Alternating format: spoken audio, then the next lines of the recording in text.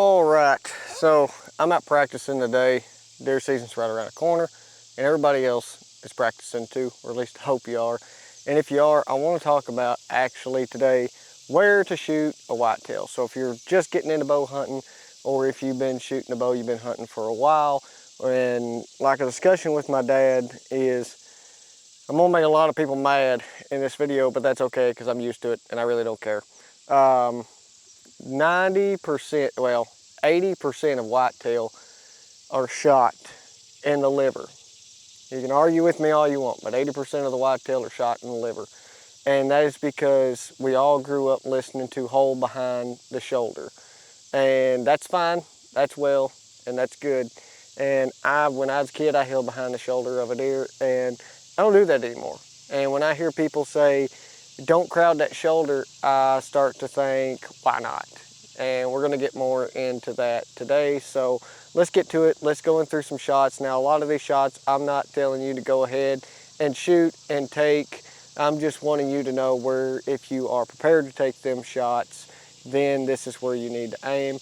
This is a general area that you can aim and kill that animal, dispatch it quickly, and find it. So let's get to it. So just a quick whitetail anatomy on this target here. What my dad usually done, and what I've seen a lot of people do when they hold behind the shoulder. So right here is the whitetail shoulder, right there.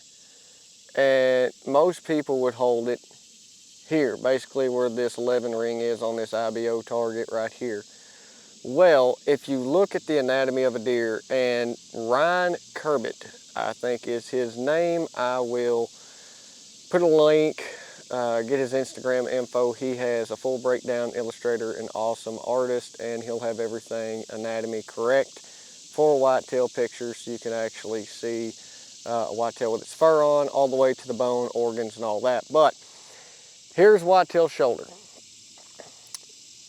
Here is where most people hold off, right in the 11 ring. Whenever I have skinned out deer, what I've noticed is that if you go about the last three ribs on a whitetail cover the liver. Well, the last three ribs on a whitetail is right here. The liver is right here. The guts and the intestines and everything is right here. A liver is not an organ that pumps blood. It filters blood. It does not pump it. That's why you will have awesome blood at like 50 from shot to like 50 yards, and then when you get to 100 yards or so, it'll turn into the size of your thumb until you have nothing. And that's what happened on a buck that my dad shot last year. So if you go from the third to the last rib and you go forward, here is the last section of the lungs that butts up to the liver. Here is the middle of the lungs. Right there, right behind to the last part to the middle of the lungs is right there, right in the crease of his shoulder. The first 3/4 of the lungs is inside the shoulder. Now, when people talk about that they don't want to hug the shoulder because they're not getting penetration, that's a bunch of bull crap. They didn't hit the deer directly in the center of the shoulder and hit bone, because if you look at this target and you run straight up a deer's leg, that bone comes straight up, comes way forward right here, and then cuts in a V, and then comes up, and then there's the scapula. Right here's the scapula, it's connected to the spine. I've shot deer with a rifle there, and I've shot deer with a bow there, and if I break that scapula, that deer's gonna, most of the time that deer's gonna drop because it goes into the spine, so it drops. If you hit a deer in the shoulder and it gets away, 9 times out of 10, you hit that front leg bone right here. You come up through here, you hit that leg bone, they'll hike that leg up and they'll run, they'll act like you shot them good, but you're not gonna get any penetration 9 times out of 10, and there's no vital organs in this area. This is kind of, I don't want to call this a dead zone, but there's a very small chance, unless you hit that deer in the neck. You come up here and you get a quarter shot and you go up through the neck, that deer will die. But if you hit it within this front part of the leg here, you're just going to cripple that deer and you ain't going to kill it. But a deer's shoulder, there's no bone that holds a deer's shoulder. The scapula and this leg bone and all this is just to stabilize this shoulder. a deer's shoulder is held on by nothing more than tendons. And everything right here in the center mass of this, I guess you'll call this the golden triangle, come from here to here to here. This golden triangle is nothing but soft muscle and tissue and lungs. So whenever I shoot a deer, what I will do is I will come up, if it's broadside, and shoot right there into the center, go straight up his leg and shoot him center mass. I'll draw a line, draw a T, center mass, there's the top of my T, the leg is the bottom half of the T. So you draw a T right there, boom, your heart is gonna be sitting right here.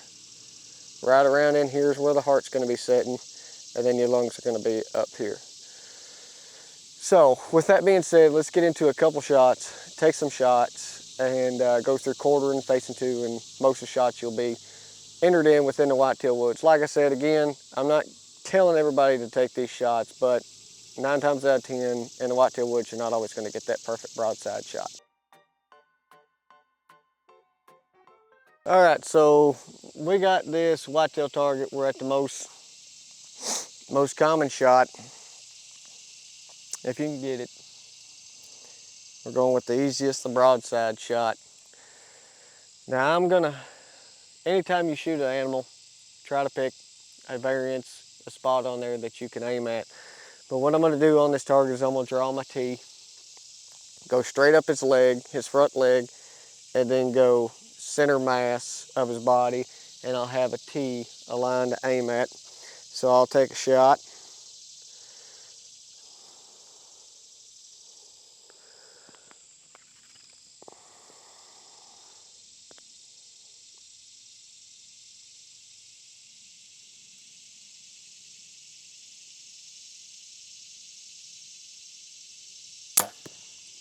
Right there. So as you can tell, I went straight up the leg, center mass of the body, and right there into the lungs. I'll get the first 3/4 of the lungs and end up double lung and busting both them shoulders. Busting through both them shoulders. And to kind of give you a hint, if you shoot, that's where it'll end up exiting on the opposite side. You'll go right through both shoulders and hopefully have blood trail and he's squirting out both sides.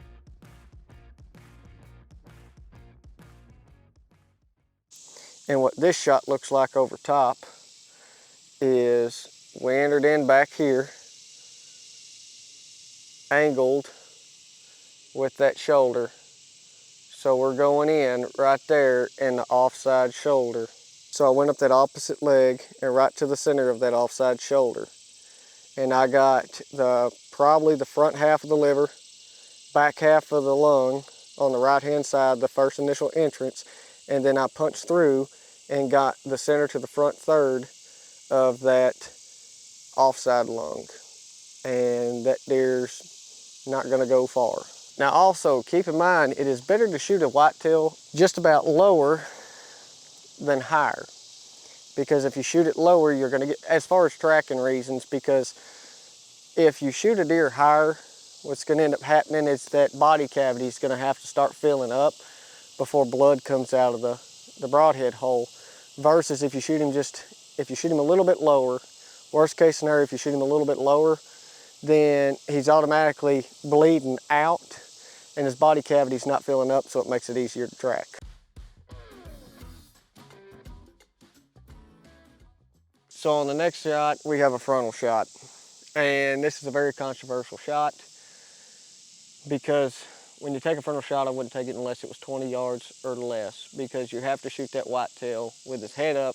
9 times out of 10, he's looking, he's probably alert, and it's a last second resort shot. But if you have to take it, it's one of them things, if you're confident in your equipment, and you're confident in your shooting ability, and you practice it, take the shot. Then again, you don't know what the whitetail's gonna do, but you don't know what a whitetail's gonna do on any of your other shots either.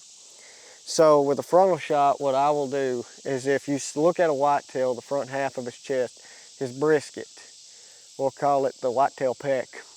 But if you look at his pecs, you look at his brisket, he's got a line through the center of his brisket.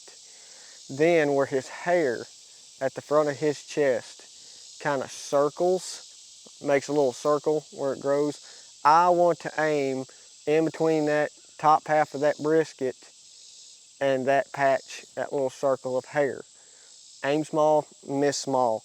Trust your equipment on the shot, trust your ability, trust your shot process.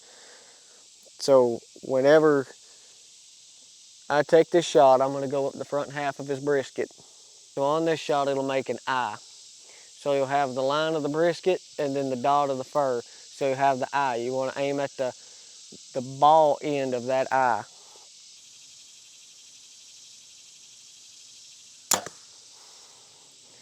Right there. So this is a perfect representation of where I shot my buck last year. Went up, aimed for the eye, aimed for the dot of that eye, and when I shot, it cut his aorta in half. His heart was sitting in his chest, and he went 50 yards, dragging his hind end, and piled up within sight. You don't always want to take this shot, but practice it, because it is better to have it and not need it than need it and not have it. So I hope this helps some of you guys out on where to shoot a whitetail, and I hope this helps y'all out in season, because it's a real good arsenal to have to practice these shots and to know when a whitetail comes out that you have the ability to make these shots. Always trust your equipment, always trust your shooting ability, and you guys take care, and I'll see you on the next one.